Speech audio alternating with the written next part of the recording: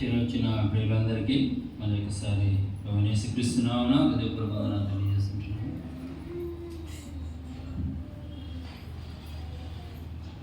అనేక వాక్య ధన్యములను పరిశుద్ధ గ్రంథం నుండి అపోస్తలుడైన పౌలు ఫిలిప్పీయులకు రాసిన పత్రిక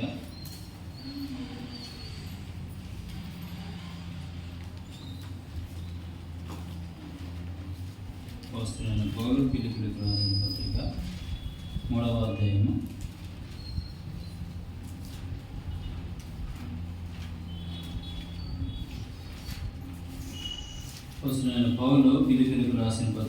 3వ అధ్యాయము 13వ వచనం నుండి ఆఖరి దాకా 21వ వచనం వరకు మార్చి చదువుదామండి.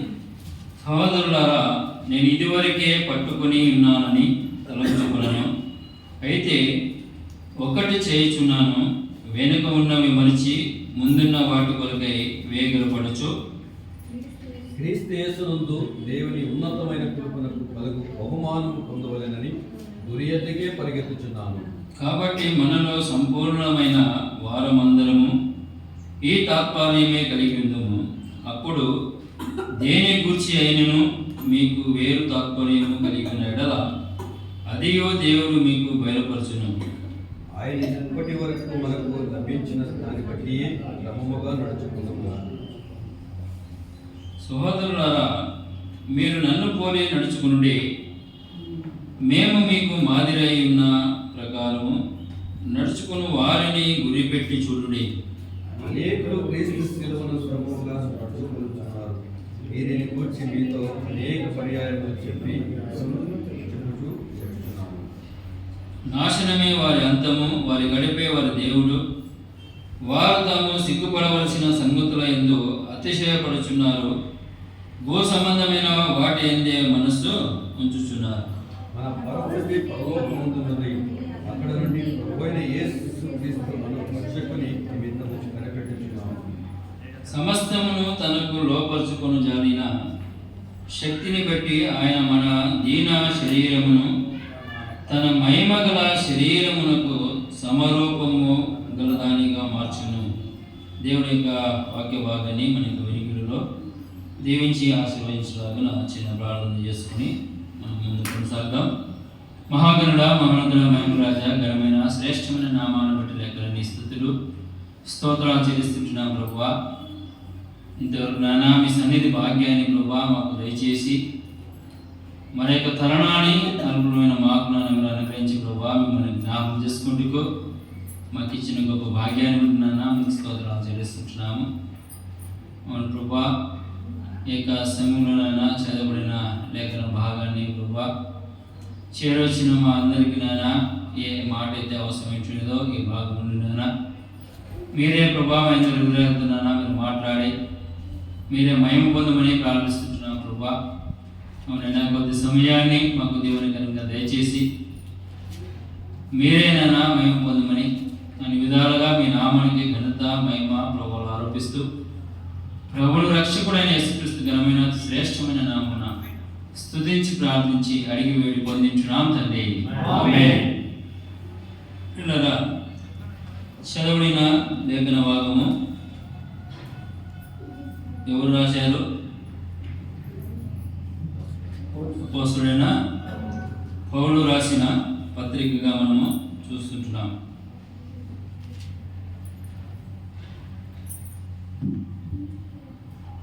ఎందుకు రాశాడు? మనము గత వారాల నుండి ధ్యానిస్తూ వస్తున్నాం కదా ఈ పత్రికను. మొదటి వచనంలో అంటున్నాడు, మెట్టుకున్న సహోదరులారా, ప్రభువునందు ఆనందించుడి.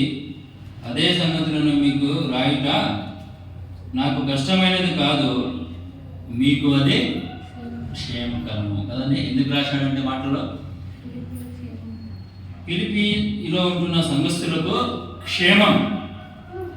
క్షేమము అంతేకాకుండా వారి యొక్క జీవితాల్లో సరి చేసుకునేంత వరకు ఎన్నిసార్లైనా రాయడానికి సిద్ధపడిన పౌరులను మనం చూస్తుంటున్నాం.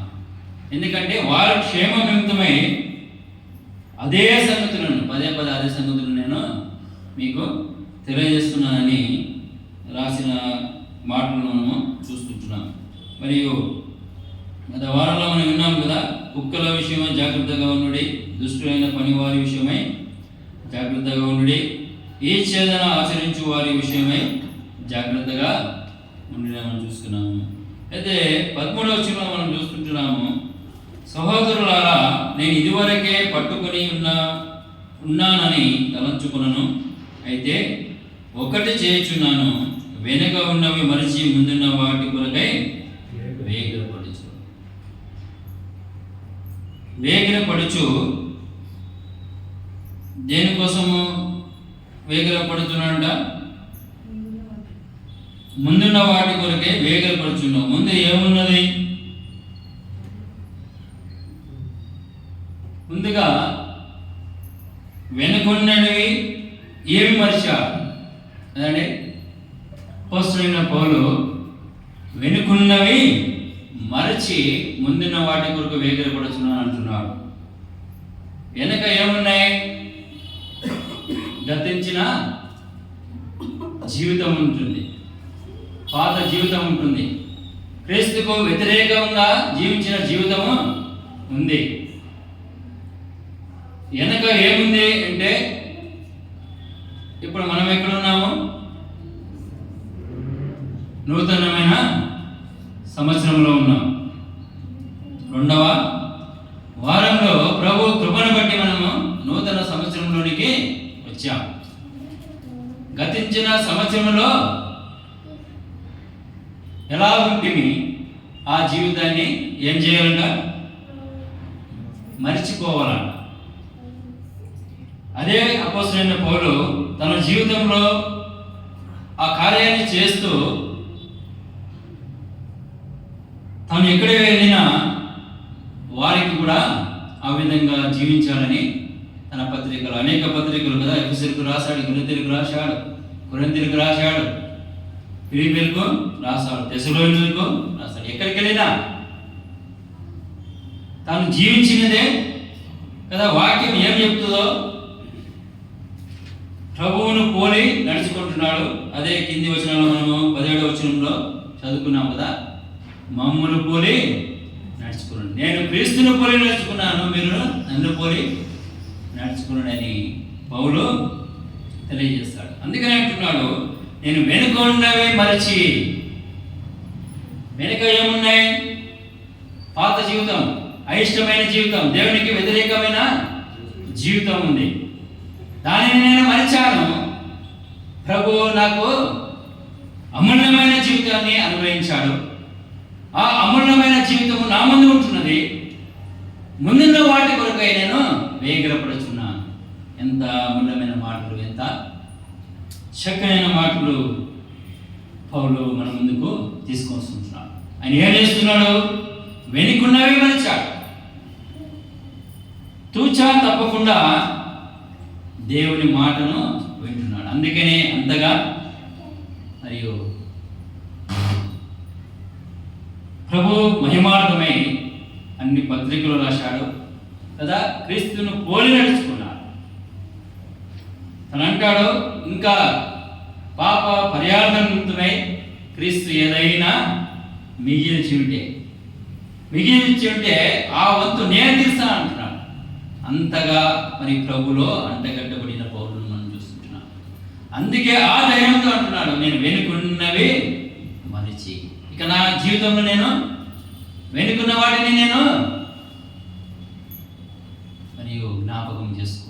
వాటిని మర్చేసినా జ్ఞాపకం ఆయన చూస్తాయి. నేను మర్చిపోయినా. నా ముందు ఎవరున్నారు? ప్రభు ఉన్నాడు. ప్రభు నాకు అనుగ్రహించిన ఆ అమూల్యమైన జీవితము ఉంటున్నది, ఆ ఉన్నతమైన జీవితం. నన్ను పిలిచిన పిలుపు ఎటువంటిదంట? అక్కడే 14వ వచనంలో మనం చూస్తుంటున్నాం, క్రీస్తు యేసునందు కదా ముందున్న వాటి కొరకై వేగిరపడచ్చు. క్రీస్తు యేసునందు దేవుని ఉన్నతమైన పిలుపునకు కలుగు బహుమానము పొందవలనని గురి ఎద్దకే పరిగెత్తుచున్నాడు. ఎక్కడికి పరిగెత్తుతున్నాడు? వెనక ప్రభువుకు అయిష్టమైన జీవితం ఉంటున్నది, వ్యతిరేకమైన జీవితం ఉంటున్నది. దానిని మర్చి చేశాడు. ఎప్పుడైతే ప్రభు తను పిలిచాడో, తను పట్టుకున్నాడో, అదే మాట మనం చదువుకున్నాం. నేను దేని నిమిత్తమై పట్టబడానో దానిని పట్టుకునడానికి. ఎంత అమూల్యమైన మాటలు పౌలు పలుకుతుంది. దేని నిమిత్తమై పట్టబడ్డాడో క్రీస్తు చేత దానిని పట్టుకున్నాడు. దానిని పట్టుకున్నటకు నేను వేగిరముగా పరిగెత్తుతున్నాను. ఎవరెందుకు పరిగెత్తున్నాడు? ముందున్నవాడు. ముందు ఎవరున్నారు? ప్రభువు ఉన్నాడు. ప్రభువును పట్టుకోవడానికి పరిగెత్తుతున్నాడు. ఆయన ప్రభువును పట్టుకున్నాడు. పట్టుకున్నా అది ఏమీ లేదు. ఆయన యొక్క మరియు ఆలోచనలో మునుపటి జీవితాన్ని పోల్చుకుంటే తాను చేస్తున్నది కొంచెం కూడా నేను అంతగా జీవించి కూడా ఆయన ఏమి లేదని అట్టుగా మరియు పలుకుతున్నట్టుగా మనం చూస్తున్నాం. నేను ఇదివరకే నిలిచిన్నాను, నేను తలంచను అంటున్నాడు. ఆయనను ఎంతగా తగ్గింపు కదండి, ఎంతగా తగ్గింపు పౌలులో మనకు కనిపిస్తుంది. ఎంతటి విధేయత మరియు పౌలులో కనిపిస్తుంది కదా. నేను ఎరిగి ఉన్నానని తలంచనంటున్నాడు కదా. నేను ఇదివరకే పట్టుకుని ఉన్నానని తలంచను కదా. ప్రభు పట్టుకున్నాడు. ఎప్పుడు పట్టుకున్నాడు? దమస్క మార్గంలో పట్టుకున్నాడు. ఆయనను పౌలు ఏమంటున్నాడు? నేను ఇంకను పట్టుకొని ఉన్నాను, పట్టబడి ఉన్నానని నేను తలంచను. ఆయనను అంటున్నాడు. ఆయనను అంటే ఇంకా పాత స్వభావము ఉండి పట్టుకున్నానంటే అది సంపూర్ణము కాదని అర్థం పౌలు తెలియజేస్తున్నది. అందుకని అంటున్నాడు, ఇంకా వాటిని సంపూర్ణంగా నేను మర్చిపోయి ఇంకా సంపూర్ణంగా ప్రభువును నేను పట్టుకుంటాను కదా. ముందున్న వాటిని, వెనుకున్న వాటిని మరచి ముందున్న వాటిని కొరకై వేగపడుతున్నా. అలనాడు మరియు ప్రభు నామాన్ని ఎత్తితే ఎందరినో హతమార్చాడు, భయంకరంగా చంపివేశాడు. దానికన్నా వేగిరంగా ఇప్పుడు దేని నిమిత్తం పరిగెత్తున్నాడు? ప్రభువును పట్టుకున్నాడు. ప్రభువు మాట వినడానికి, ప్రభు మాటను విని దానిని తన జీవితంలో నెరవేర్చి ప్రభువును ఘనపరచడానికి, ప్రభువును మహిమపరచడానికి పౌలు వేగంగా పరిగెత్తుతున్నాడు. తనకి ఏవేవి లాభకరంగా ఉన్నాయో అవన్నీ ఏం చేసుకుంటున్నాడు? ప్రభు నిమిత్తమై, ప్రభువును పట్టుకోవడానికి నిమిత్తమై, ప్రభువును తన జీవితంలో మహిమపరచడానికి ఏం చేస్తున్నాడు? ఏవేవి లాభకరమైనయో ప్రభువును పట్టుకోవడానికి ఏవి ఆటంకంగా ఉంటున్నాయో వాటన్నింటినీ తొలగించుకుంటున్నాడు. ఆ ఆటంకాలన్నీ లాభకరమే అయినా ఏం చేస్తున్నాడు? అవన్నీ వెంటతో సమానంగా ఎంచేశాడు. పౌలు గొప్ప ధనవంతుడు అయినా క్రీస్తు కన్నా ఇది గొప్పది కాదు. క్రీస్తు గొప్పవాడు, క్రీస్తు అన్నిటికన్నా గొప్పవాడని ఆయన నిమిత్తమై సమస్తాన్ని నష్టముగా ఎంచుకున్నట్టుగా మనం చూస్తున్నాం. అటువంటి పౌలు అంటున్నాడు, వెనుకున్న వాటిని మనిషి ముందున్న వాటి కొరకై వేగపడుచున్నాను అంటున్నాడు. ఇదే మాటలు మరియు ఉపమాన రీతిగా ప్రభువే లూకాసు వార్తలో తెలియజేసినటువంటి లూకాసు వార్త 13వ అధ్యాయము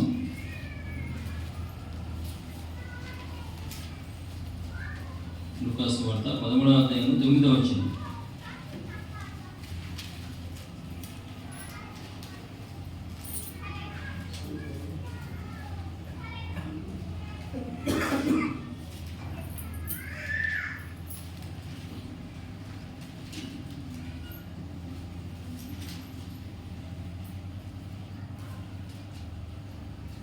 అయితే వాడు, అయ్యా, నేను దాని చుట్టూ త్రవ్వి ఎరువు వేయమట్టుకు ఈ సంవత్సరము కూడా ఉండనిమ్ము. ఇక్కడ ప్రభు అయిన యేసుక్రీస్తు వారు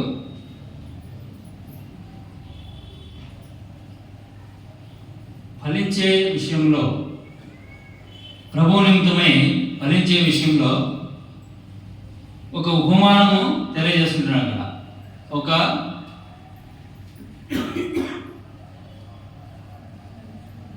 ఒక యజమానుడు ఒక తోట వేశాడు, అంజూరపు తోటను వేశాడు.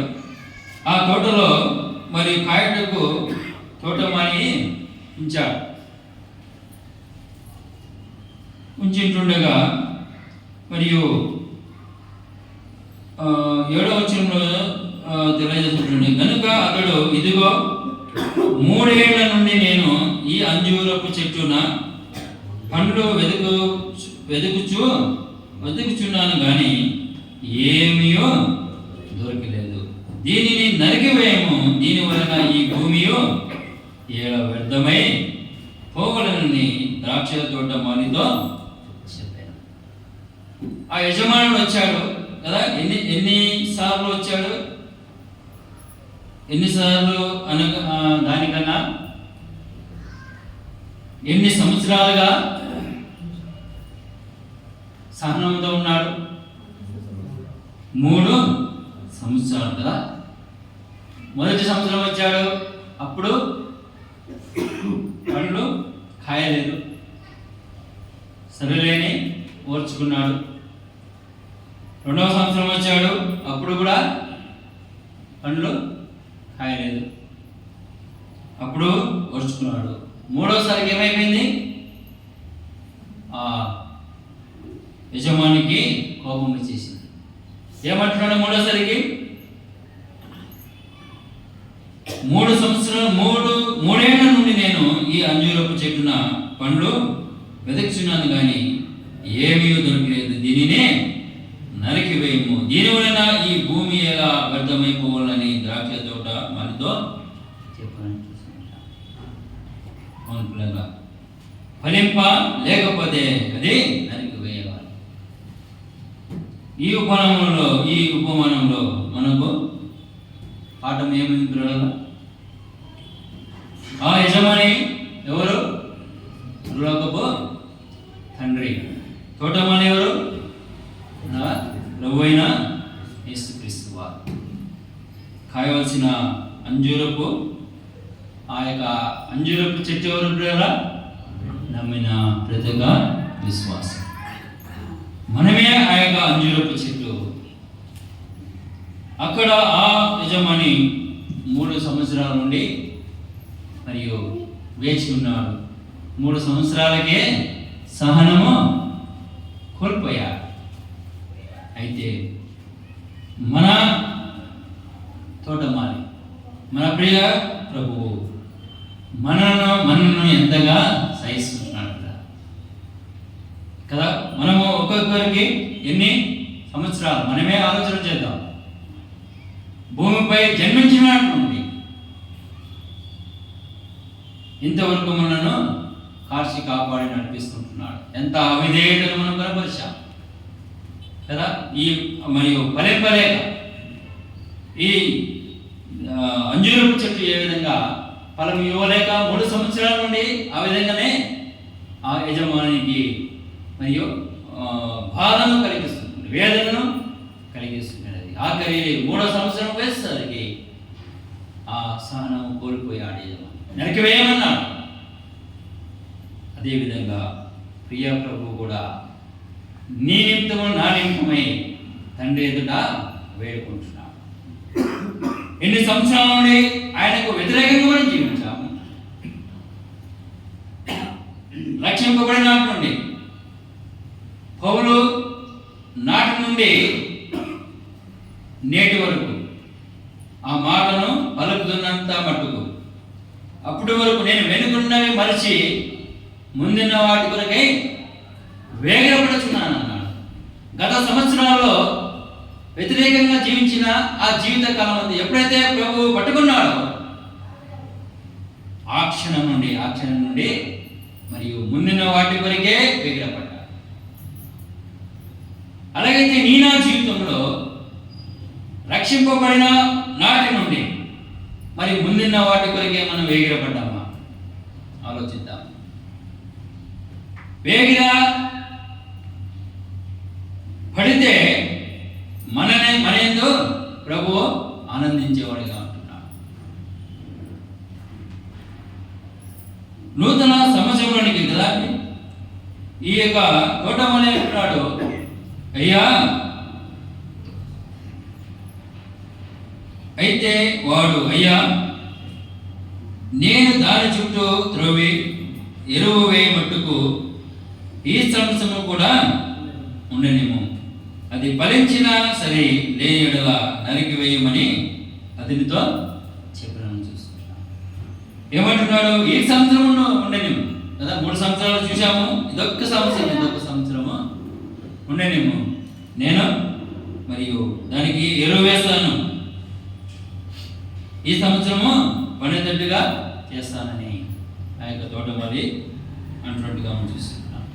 ఆ విధంగా మరి అవిధేయమైన నిమిత్తమై కదా, మన యొక్క నీతి కాదు, మన యొక్క భక్తి కాదండి. ఎందరో కదా గతించిన మరియు కరోనా సమయంలోనే మనం చూసాం కదా, ఎంతో మంది చెడిపోయారు.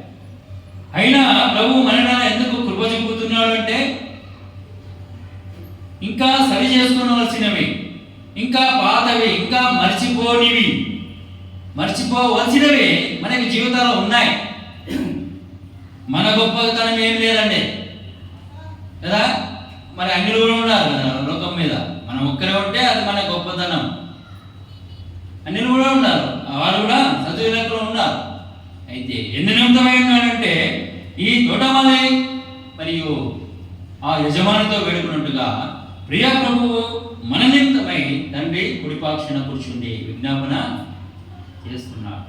అందుకనే నూతన సంవత్సరంలోనికి మనము అడుగుపెట్టాం.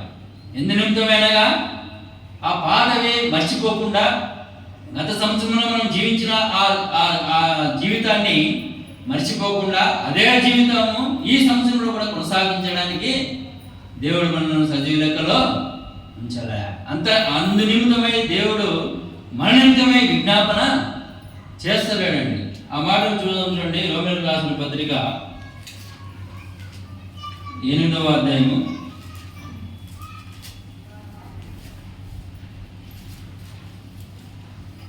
26వ వచనము. ఏదైనా మనము యుక్తముగా ఎలాగో ప్రార్థన చేయవలనో మనకు తెలియదు, కానీ ఉచ్చరింప శక్యము కానీ మూలుగులతో ఆ ఆత్మ తానే మన పక్షముగా విజ్ఞాపనము చేయుచున్నాడు. మరియు హృదయములను పరిశోధించువాడు ఆత్మ యొక్క మనస్సు ఏదో ఎరుగును ఎరైనగా, ఆయన దేవుని చిత్త ప్రకారము పరిశుద్ధుల కొరకు విజ్ఞాపనము చేయుచున్నాడు. అలాగే 34వ వచనంలో, శిక్ష విధించువాడెవడు? చనిపోయిన క్రీస్తు యేసే, అంతేకాదు మృతులలో నుండి లేచిన వాడును దేవుని కుడిపార్శ్వమున ఉన్నవాడును మన కొరకు విజ్ఞాపనము కూడా చేయువాడును ఆయనే అని చూస్తుంటున్నాం. ఏమంట? మనం యుక్తంగా ఎలాగో ప్రార్థింపవలెనో మనకు తెలియదు, కానీ ఉచ్చరింప శక్యము కానీ మూలుగులతో ఆ ఆత్మ తానే మన పక్షముగా విజ్ఞాపనము చేయుచున్నామని చూస్తుంటున్నాము. మరి అంతేకాకుండా 27వ వచనంలో, దేవుని చిత్త ప్రకారం, ఆయన దేవుని చిత్త ప్రకారము పరిశుద్ధుల కొరకు విజ్ఞాపనము చేయుచున్నాడు. మరి మూడవసారిగా మనం చూసినప్పుడు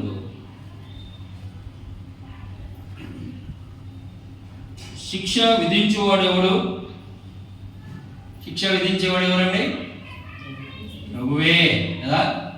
శిక్ష ఆయనే విధించేవాడు. ఆయనను ఆ శిక్ష విధించే ఆ తోటమాలి ఏమంటున్నాడు?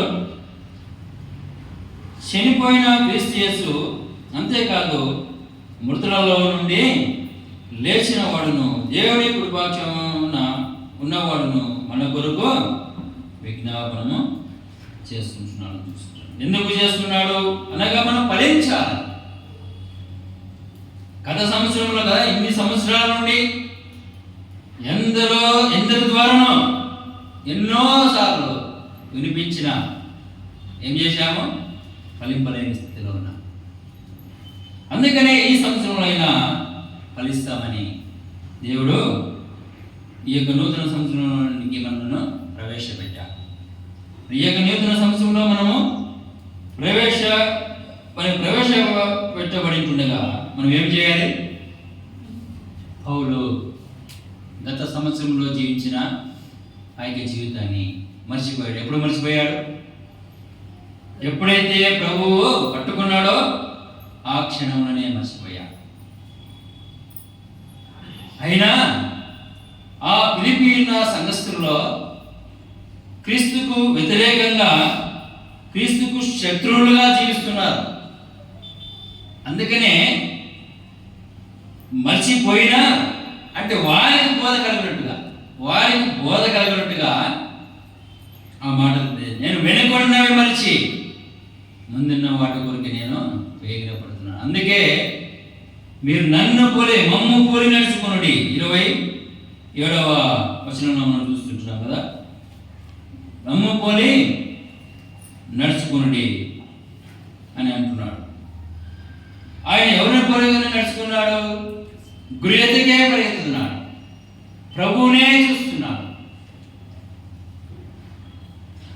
నేను క్రీస్తుని పోలి నడుచుకున్న ప్రకారం మీరు నన్ను పోలి నడుచుకునుడి అంటున్నాడు.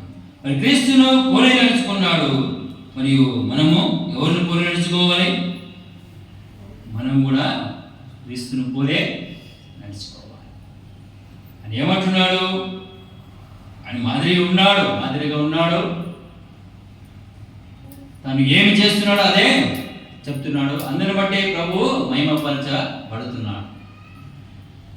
అందును బట్టి పౌలును కూడా దేవుడు మహిమపరుస్తున్నాడు. కీర్తన కూడా తెలియజేస్తాడు కదా, 91వ కీర్తన 14వ వచనంలో, అతడు నన్ను ప్రేమించిన నేతని తప్పిస్తాను, అతడు నా నామం ఎరిగిన వాడు కనుక నేను అతడిని కనపరుస్తాను. ప్రభువు నామాన్ని ఎంతగానో అని ఎరిగాడు. ఆ నామాన్ని ఎరిగి నామాన్ని తన జీవితం ద్వారా ఎంతగా ఘనపరచాలో అంతగా ఘనపరుస్తున్నాడు. అందుకని పౌలును దేవుడు కూడా మహిమపరుస్తున్నాడు, ఘనపరుస్తున్నాడు. పౌలును దేవుడు ఘనపరుస్తున్నాడు. పౌలు దేవుని మహిమపరుస్తున్నాడు ఆ నామాన్ని ఎరిగి. అందుకే దేవుడు ఏం చేస్తున్నాడు? పౌలును ఘనపరుస్తున్నాడు. అదేవిధంగా పిల్లరా, మనను కూడా ఆయన ఘనపరిచేవాడుగా. మనం కూడా తప్పింపబడలేదా? ఆయనను ప్రేమించి ఆయన చెంతకు వచ్చినప్పుడు తప్పింపబడలేదా?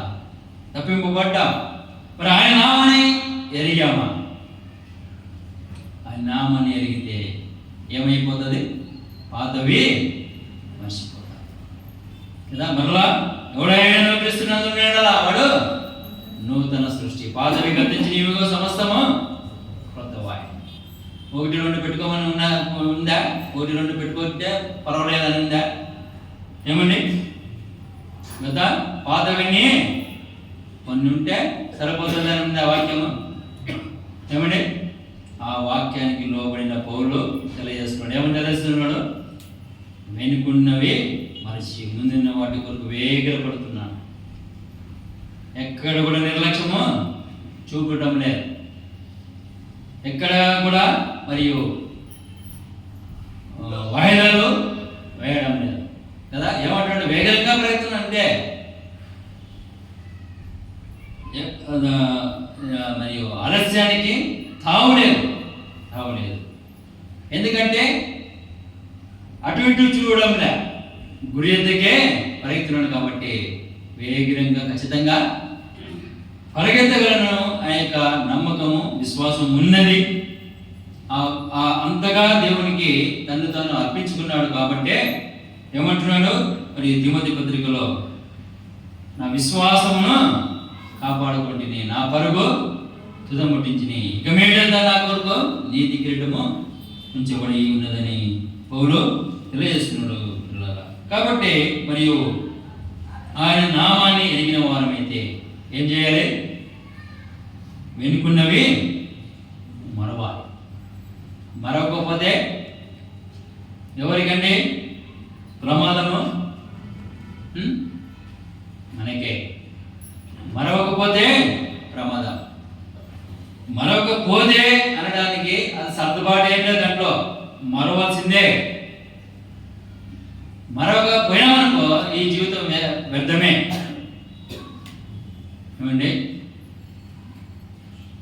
మారుస్తేనే అది నిజమైన విశ్వాసి లక్షణము లేదా ప్రభు మెచ్చదగిన జీవితం. పౌలును మనము ఒకసారి ఆలోచన చేస్తే ఆనాటి నుండే మనం ఎన్ని మార్లు ఇశ్రాయేల్ ప్రజలే మనం కూడా ఇశ్రాయేల్తో సహా పౌరులుగా మనను దేవుడు చేశాడు. ఒకప్పుడు ఆయన ప్రజలు కాదు, ఇశ్రాయేల్తో సహా పౌరులుగా మనను చేశాడు. ఆ యొక్క స్వభావము మనలో ఖచ్చితంగా 100% ఉంది. అనేక మార్లు రక్షింపబడినప్పటి నుండి ఇప్పటి వరకు అనేక గత సంవత్సరంలో కూడా దేవునికి వ్యతిరేకమైన జీవితం మనము జీవించిన వారమే కదండి. ఇశ్రాయేలు ప్రజలు ఎన్ని సంవత్సరాలు వ్యతిరేకంగా జీవించారు? 40 సంవత్సరాలు. ఆ యొక్క ఐగుప్తు నుండి కానానుకు ఎన్ని రోజులు ప్రయాణం అంట? 40 రోజుల ప్రయాణం అంతే. వారి యొక్క అవిధేయత ద్వారా, వారి యొక్క ఫలింపలేని ఆ యొక్క జీవితాల ద్వారా ఏమైపోయింది? 40 రోజుల ప్రయాణము 40 సంవత్సరాలు అయిపోయింది. అంతగా దేవుని వారు దుఃఖపెట్టారు. ఆత్మను ఆత్మకుడని ఎఫెసీ పత్రిక మనం చూస్తాము. పరిశుద్ధాత్మను దుఃఖపరచకుడని తెస్సలోనిక పత్రికలో మనం చూస్తాం. అయితే ఇశ్రాయేలు ప్రజలు ఏం చేశారంటే 40 సంవత్సరాలు దేవుణ్ణి దుఃఖపెట్టారు, వ్యతిరేకంగా జీవించారు. ఎందుకు అంటే ఆ తోటమాలి ఆ యొక్క ఉపమానము ప్రభువే తెలియజేశాడు. మనము ఎందుకు అంతగా నిర్లక్ష్యం చేస్తున్నామంటే ప్రభు కనికరం గల ప్రభువే అని మనము నిర్లక్ష్యం చేస్తున్నాము. అందుకే సంవత్సరాల తరబడి మనము వ్యతిరేకంగానే జీవిస్తున్నాం, మన యొక్క ఇష్టానుసారంగానే జీవిస్తున్నాం. మార్పు మనలో రావటం లేదు. అందుకనే ఇశ్రాయేలు ప్రజలు ఏమైపోయారంటే కానానుకు చేరుకున్నారా? పోన్లేండి, వ్యతిరేకంగా జీవించారు, తమ ఇష్టానుసారంగా దేవునికి వ్యతిరేకంగా జీవించారు. ఆ జీవితాన్ని బట్టి కానాను చేరుకున్నారా? ఏమండి? ఎందుకు చేరుకోలేదు? ఆ పాత స్వభావం ఉంది, మర్చిపోలేదు వాళ్ళు. ఆ ఐగుప్తునే ఇంకా జ్ఞాపకం చేసుకుంటా ఉన్నారు. ఆ ఐగుప్తే మంచిది అనుకుంటున్నారు. మనం కూడా ఎందుకు మన యొక్క జీవితాల్లో మార్పును మనం తెచ్చుకోలేదు అనుకుంటే మనం కూడా చేస్తున్నాము, ఇదే బాగుంది కదా. ప్రభువుకు వ్యతిరేకము లేదా ప్రభువు లేని జీవితము, ప్రభువు మాట, దేవుని మాట వినని జీవితము, ఇదే బాగుంది. అదే మనల్ని గమ్యానికి చేర్చేది కదా. అందుకే ఎన్నిసార్లు మనం వింటున్నా మనం ఏమవుతుంది, మన యొక్క జీవితాలు మారడం లేదు. కొద్దిగానే మార్చుకోవాలి కదా. అలనాడు పౌలును పిలిచిన దేవుడే, అన్నాడు భక్తులను పిలిచిన దేవుడే మనల్ని కూడా పిలిచాడా? లేదా మనకు వేరే దేవుడు ఎవరన్నా ఉన్నారా? అక్కడ ఆయన నిన్న నేడు నిరంతరం ఏకరీతిగా ఉన్న గొప్ప దేవుడు. మరి అలనాడు భక్తుల జీవితంలో కార్యాలు చేసిన దేవుడు మన జీవితంలో నేడు చేయలేడా? ఏమంటే చేయలేడా? చేయటపోయినా సమర్థుడు. ఆయన ఒకే రీతిగా ఉన్నవాడు. ఆయన మాట ఇచ్చి మాట తప్పని దేవుడు. ఆయన స్వార్థపరుడు అంతకంటేను కాదు. మనము స్వార్థపరులు. స్వేచ్ఛనిచ్చాడు మనకు, నిర్ణయం మనకే ఆయన వదిలేశాడు. ఆయన స్వార్థపరుడు అయితే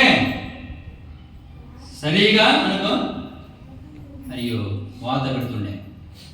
ఖచ్చితంగా ఆయన వాత పెట్టి తన మార్గంలోనికి ఆయన ఏ విధంగా నడిపించాలో ఆయనకు తెలుసు. అయితే స్వేచ్ఛను మనకి వదిలేశాడు. అందుకనే ఈ యొక్క నిర్లక్ష్యంతో కూడిన జీవితాలను మనము జీవిస్తున్నాం. అందుకనే అంటున్నాడు, ఈ సంవత్సరం కూడా ఉండనిమ్మని నిత్యము కదా. మనము ఎన్నో మార్లు మరియు ప్రార్థన మర్చిపోతాం. అయితే ఆయన కునుకక కదా, ఇశ్రాయేలును కాపాడువాడు కునుకక నిద్రపోక మనను కాపాడుతున్నాడు. ఇప్పుడు కూడా మనం సజీవులలో ఉన్నాము. నేడు ప్రభు దినమందు ఆయన ఆశించిన రీతిలో ఆయనను జ్ఞాపకం చేసుకోవడానికి మనము వచ్చినామంటే అదేంతయో ఆయన యొక్క కృప. ఆయన మననితమై విజ్ఞాపన చేయడం ద్వారా. అయితే ఆ సహనము కదా, ఆయన యొక్క మరొక రూపము ఉంది కదా. ఆయన ప్రేమ స్వరూపియే అని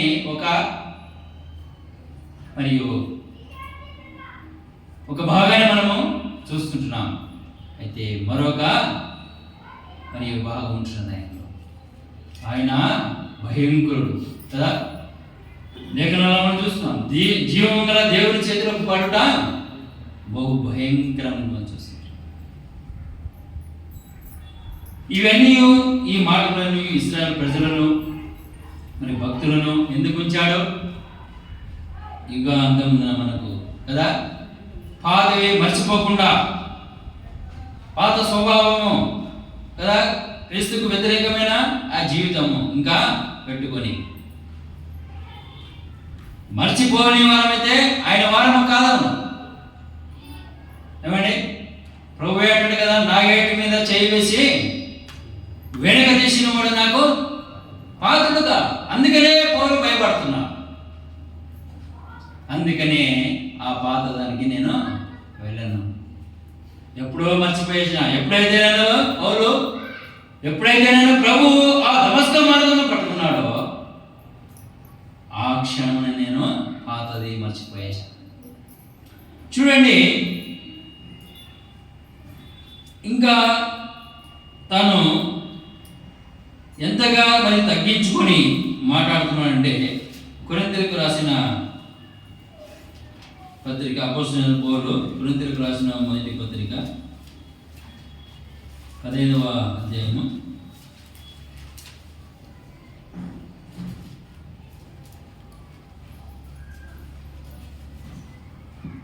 9వ వచనం చదువుతాం చూడండి. ఏలనగా నేను అపోస్తలుల అందరిలో తక్కువ వాడను, దేవుని సంఘమును హింసించినందున అపోస్తలుని అనబడుటకు యోగ్యుడను కాను.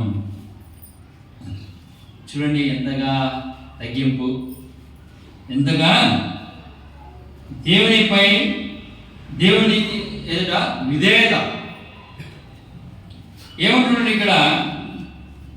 ఏలైనగా నేను అపోస్తలులందరిలో తక్కువ వాడను. నిజంగా పౌలు తక్కువ వాడండి? క్రీస్తు పోలి నడుచుకున్నవాడు తక్కువవాడా? ఎంత మాత్రమును కాదు, అందరికన్నా ఎక్కువవాడే. అయితే ఏమంటున్నాడు? దేని నిమిత్తమై తక్కువవాడని అన్నాడో కదా కింద తెలియజేస్తున్నాడు. దేవుని సంఘమును హింసించినందున అపోస్తలుని అనబడుటకు యోగ్యుడను కాను.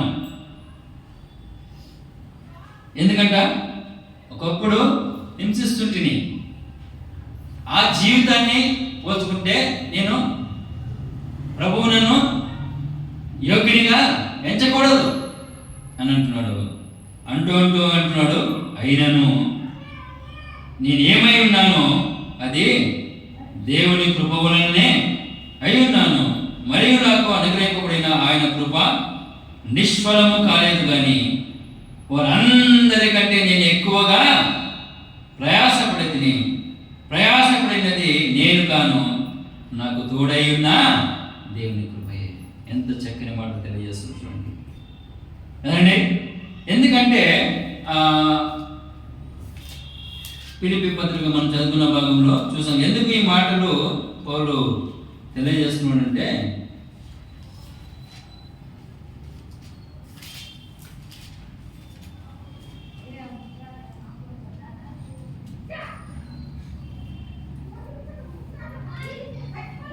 వచనంలో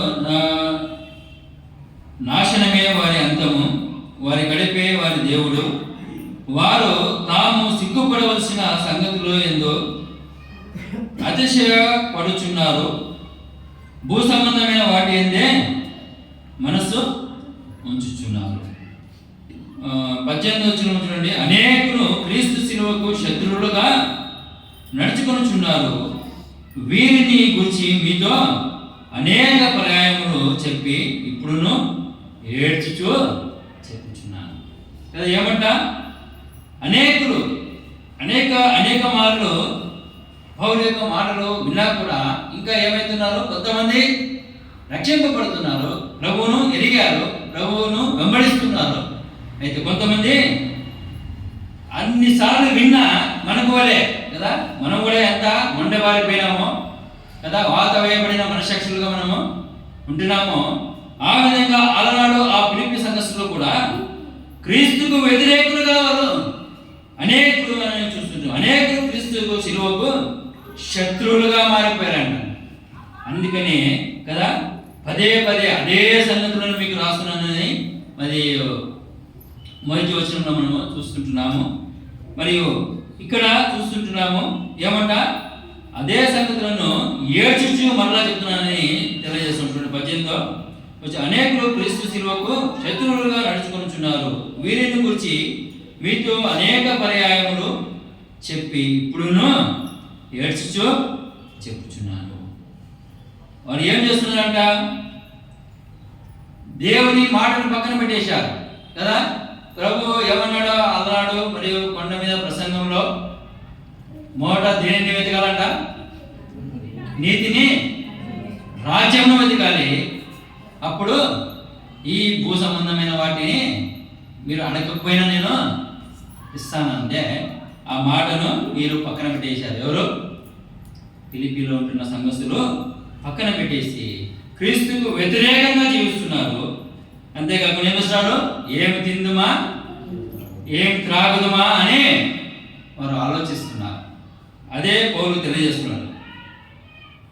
నాశనమే వారి అంతము, వారి గడిపేవారు వారి దేవుడు, వారు తాము సిగ్గుపడవలసిన సంగతుల యందు అతిశయపడుచున్నారు, భూ సంబంధమైన వాటి ఎందే మనసు ఉంచుతున్నారు కదా. మరియు కొరింథీయులకు రాసిన పత్రిక 3వ అధ్యాయము 1వ వచనం ఏముంది? మీరు క్రీస్తుతో కూడా లేపబడిన వారైతే పైనున్న వాటినే వెతుకుడి, పర సంబంధమైన వాటి ఎందే దృష్టి ఉంచుడి. అయితే ఈ యొక్క ఫిలిప్పీలు ఏం చేస్తున్నారు? భూ సంబంధమైన వాటి ఎందే మనసు ఉంచాలి. దేని ఎందు మనసు ఉంచాలి? పైనున్న వాటి ఎందు మనసు ఉంచాలి. దేని ఎందు మనసు ఉంచాలి? పౌలు దేని మీద మనసు ఉంచాడో ఆ ప్రభువు మీద మనసు ఉంచాలి కదా. ముందున్న వాటి కొరకై వేగిరపడుచున్నాను, ముందున్న వాటిపై మనసు ఉంచాలి. నేను దేని నిమిత్తమై పట్టబడుతున్నో దానిని పట్టబడడానికి నేను వేగిరముగా పరిగెత్తుతున్నాను. దానిపై నా మనసు ఉంటున్నది. దానిపై నా మనసును నేను కేంద్రీకరించి గురి ఎదుగే పరిగెత్తి వేగిరముగా పరిగెత్తి ఆ బహుమానం నేను పొందుకుని ఉన్నాను అంటున్నాను. తిమోతి పత్రికలో రాస్తున్నాను, నా పరుగును తుదముట్టిస్తే విశ్వాసాన్ని కాపాడుకుంటుని ఏమున్నది? జీవ కిరీటం ఉన్నది. ఖచ్చితంగా పౌలు పొందుకుంటాడు. అది మన యొక్క సంగతి. మీ నా సంగతి ఏమిటి? బహుమానము పొందాలంటే ప్రభువును పరిగణించాలి. గురి ఎద్దకే మనము చూడాలి. నిర్లక్ష్యము చూపకూడదు, సాకులు చెప్పకూడదు. ఆ విధంగా ప్రభు చిత్తం మేరకు మనము జీవిస్తే మనం కూడా బహుమానము పొందుతాం. అంతకుముందు ఏం చేయాలి? ఆ బహుమానము పొందాలంటే నమ్మకముగా కదా, మరణం వరకు నమ్మకంగా మనము జీవించాలంటే ప్రభు మహిమాతమై ఏం చేయాలి? పాతది మర్చిపోవాలి. గత సంవత్సరంలో ఏ విధంగా జీవించామో అదే విధంగా ఈ సంవత్సరం కూడా, నూతన సంవత్సరం కూడా మనం జీవిస్తే బహుమానం పొందుతామా? ఏమండి? ప్రభు మహిమాతమై జీవితము జీవించి ఇంకా ఆ జీవితాన్ని పెంపాలు చేసుకుంటే ఇంకా మన ఎక్కువగా ప్రభు మహిమపరుస్తారు. అయితే వ్యతిరేకమైన జీవితం గురించి నేను మాట్లాడుతున్నాను. ప్రభు మనతో మాట్లాడుతున్నాను. గత సంవత్సరంలో వ్యతిరేకంగా దేవునికి అయిష్టమైన జీవితం ఏమండి? దేవుని వాక్యము చదవాలని లేఖనము లేదా దేవుడు సెలవిస్తాడు కదా. కీర్తన కూడా అంటాడు కదా, ఏమంట, యెహోవా ధర్మశాస్త్రమును దివారాత్రమును ధ్యానించేవాడు ధన్యుడు అంట. మరి ఆ ధన్యకరమైన కార్యాలు చేస్తున్నామా?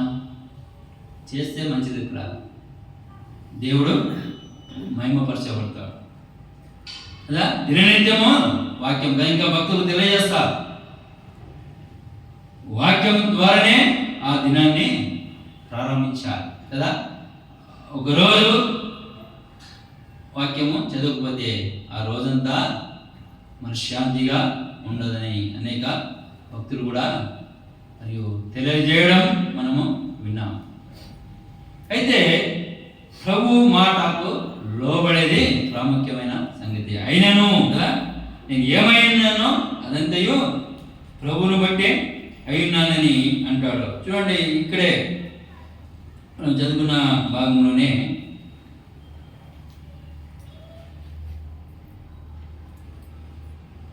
కాబట్టి మనలో సంపూర్ణమైన వారందరము ఈ తాత్పర్యమే కలిగి ఉందము. అప్పుడు దేని గురించి అయినను మీకు వేరు తాత్పర్యం కలిగి ఉన్న అది దేవుడు మీకు బయలుపరచును. అయినను ఇప్పటి వరకు మనకు లభించిన దానిని బట్టి క్రమముగా నడుచుకున్నాము కదా. మనకి ప్రభు ఏదైతే మనకు అనుగ్రహించాడో దానిలో క్రమముగా నడుచుకుందాం. వేరే తాత్పర్యం మనకు అవసరం లేదు కదా. ఏమన్నాడు? నా యుద్ధం నేర్చుకోండి కదా. ఎవరు యుద్ధకు కూడా వేరే ఎవరు ఎక్కువ యుద్ధకు కూడా పోయే అవసరము లేదు. నేను ఎటువంటి వాడను? నేను సాత్వికుడును, దీన మనసును కదా. ఆయన వంటి వారు మనకు దొరుకుతారండి. ఆయనకు పోలిన వారు ఎవరు, ఆయనకు సాటి అయిన వారు ఎవరు కూడా లేరండి. మరి అటువంటి ఆయన ఇచ్చిపెట్టి ఎవరో దగ్గరికి వెళ్తే కానిదే కదా, వేరే తాత్పర్యమే నన్నులోకి వస్తుంది.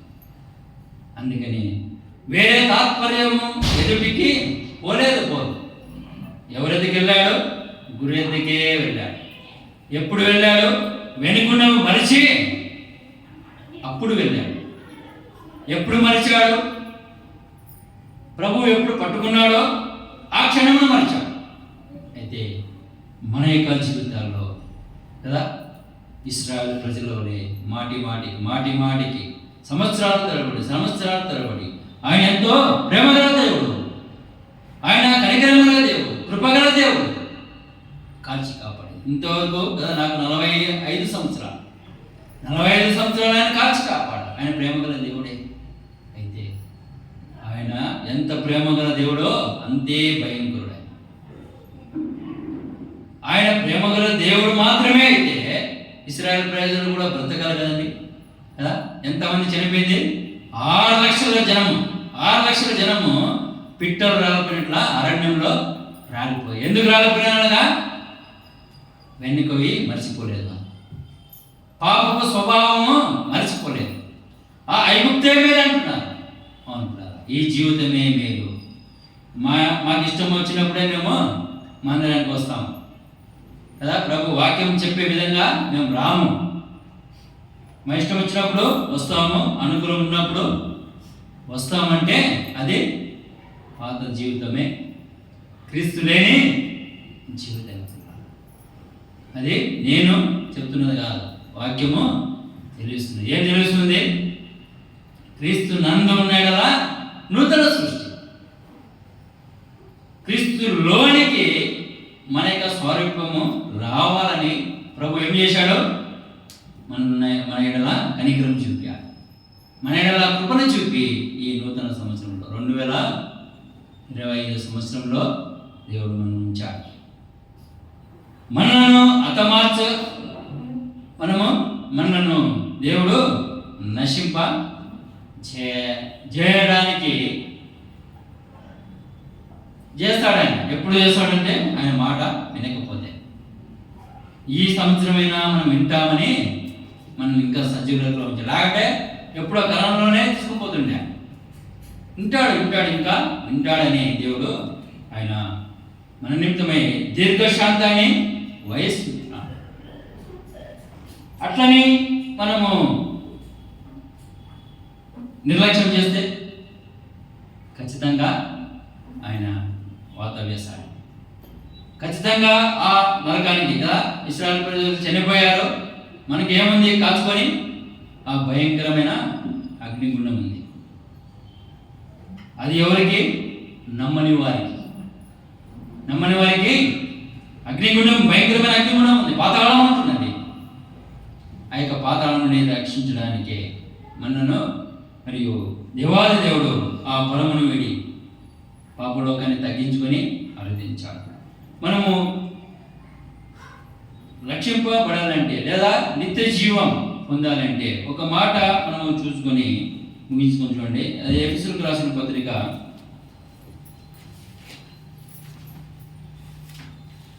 6వ అధ్యాయము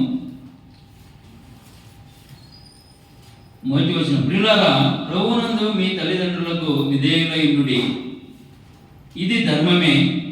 నీకు మేలు కలుగునట్లు నీ తండ్రిని తల్లిని సమానింపుము, అప్పుడు నీవు భూమి మీద దీర్ఘాయుష్మంతుడవు అగుదువు.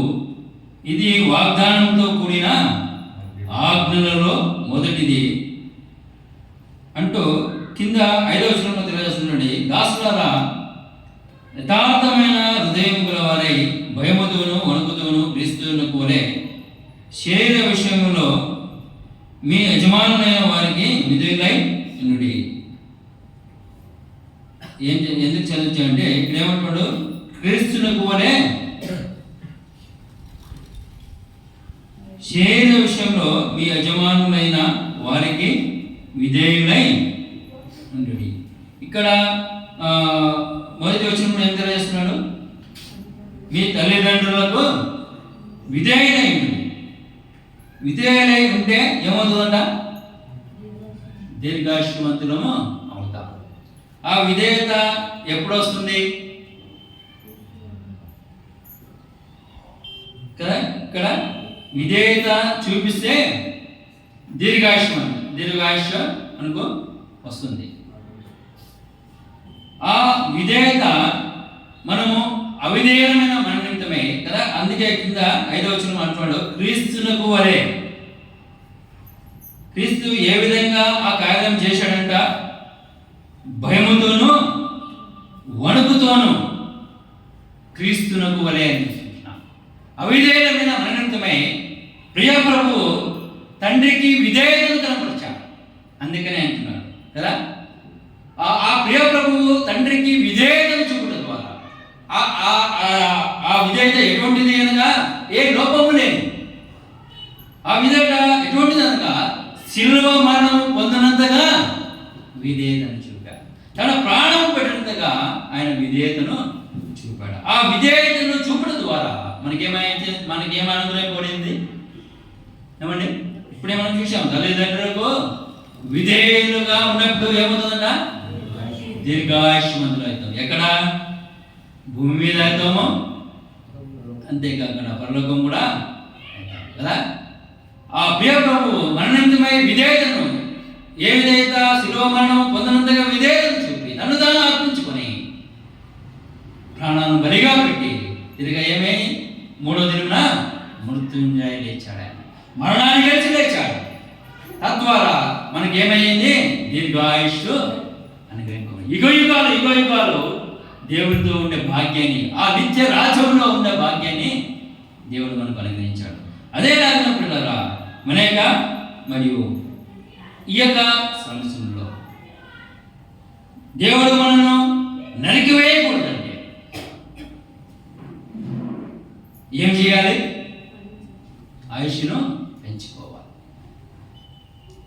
దానికి కూడా అన్నిటికీ కూడా మాదిరి ఎవరు? ఏ ప్రభువే కదండి. అలనాడు మరియు మరియా కదా, కానాను విందులో ద్రాక్షారసము అయిపోయినప్పుడు ప్రభువుకు తెలియజేయలేదా అన్నప్పుడు ఏమన్నాడు? ప్రభు వ్యతిరేకించాడా? వ్యతిరేకించేమి మాట్లాడరాడా? ఏమంటున్నాడు? అమ్మ నా సమయం ఇంకా రాలేదు అంతే. వెంటనే అది ఏమైంది? ఆయన చెప్పినట్టు చేయండి అని వెళ్ళిపోయింది. ప్రభువే మాదిరి కదా. అన్నాడు తల్లిదండ్రులకు లోబడ్డాడు, ఆయన విధేయతను చూపాడు. నీ నా నిమిత్తమై తండ్రి ఎదుట విధేయతను చూపాడు కదా. తండ్రికి లోబడ్డాడు, తండ్రి మాటకు లోబడ్డాడు. అదేవిధంగా పిల్లరా, మనం కూడా దీర్ఘాయుష్మంతులు కావాలండి. మనము కూడా ఆ ఇశ్రాయేలు ప్రజలు అరణ్యంలో రాలిపోకూడదు అంటే ఏం చేయాలి? వెనుకున్నవి మర్చిపోవాలి. గత సంవత్సరంలో జీవించాము, దాన్ని మర్చిపోవాలి. ప్రభు మహిమార్థమై జీవించేదే దాన్ని కాపాడుకోవాలి. ఆ జీవితాన్ని ఏం చేసుకోవాలి? ఇంకా ఎక్కువ పెంపొంది చేసుకోవాలి, ఇంకా అధికంగా చేసుకోవాలి. అయితే ఆయనకు అయిష్టమైన జీవితం, ప్రభువును దుఃఖపెట్టే జీవితము గత సంవత్సరంలో మనము జీవించుంటే అదే మర్చిపోవాలి. మర్చిపోకుంటే ఆయనకు దుఃఖము, ఆయన దుఃఖపడితే మనకు నాశనం. అంతే కదా. ఆ మాటని అపోస్తలుడైన పౌలు తెలియజేస్తున్నాడు. దానికే అంత భయపడుతున్నాడు పౌలు కదా. నేను ఆయన మాటకు లోబడి నేను ఏమన్నాను? ప్రభు మహిమాడమే అంటే సంపూర్ణంగా ఆయనకు సమర్పించుకున్నాడు. ఆ విధంగా సమర్పించుకుంటేనే మనం కూడా మరి భక్తులు కదా, పౌలు ఏ విధంగా దేవుని తన జీవితం ద్వారా కనపరిచాడో ఆ విధంగా మన యొక్క జీవితాలు కూడా మరియు దేవునికి మహిమకరంగా ఉండాలండి. ఆయన మనను అనేకుల మధ్యన ఆయన సాక్షిగా మనను నిలుపుకోవాలంటే మనం కూడా ఆయన మాటకు సంపూర్ణంగా లోబడాలి. లోబడకపోతే కదా, ఎప్పుడో లోబడతామంటే పాద విమర్శినప్పుడే. ఎప్పుడు లోబడతామంటే మనం క్రీస్తులోనికి ఉన్న వారమైతే. క్రీస్తులో ఉంటే ఎవడైనా క్రీస్తులో ఉంటే వాడు నూతన సృష్టి, పాతవి ఇక కనబడు. ఆ విధంగా దేని నిమిత్తమే పట్టబడ పౌలు దానిని పట్టుకోవడానికి వేగిరంగా పరిగెత్తాడు. అదేవిధంగా ప్రతి ఒక్క విశ్వాసమైన మనము ప్రభువు మనను దేని నిమిత్తమై మనం కూడా దేని నిమిత్తమై పట్టబడ్డాము దానిని పట్టుకున్నాను. దేన్ని పట్టుకోవడానికి పౌలు పరిగెత్తాడంటే ప్రభువునే పట్టుకున్నాడు. ఎంత జీవించినా అది తక్కువే అంటారు. సంపూర్ణంగా మనం అయితే ప్రభు మెచ్చుకునే విధంగా మనం కూడా జీవిస్తే మనం కూడా అనేక జీవితాలు కూడా ధన్యకరంగా ఉంటాయి. ఆయన మనలను గణపరుస్తాడు. ప్రభు మనలను గణపరుస్తాడు. ఆ విధంగా మరియు మన యొక్క జీవితాలు కూడా ఉన్నట్టు ప్రభు సహాయం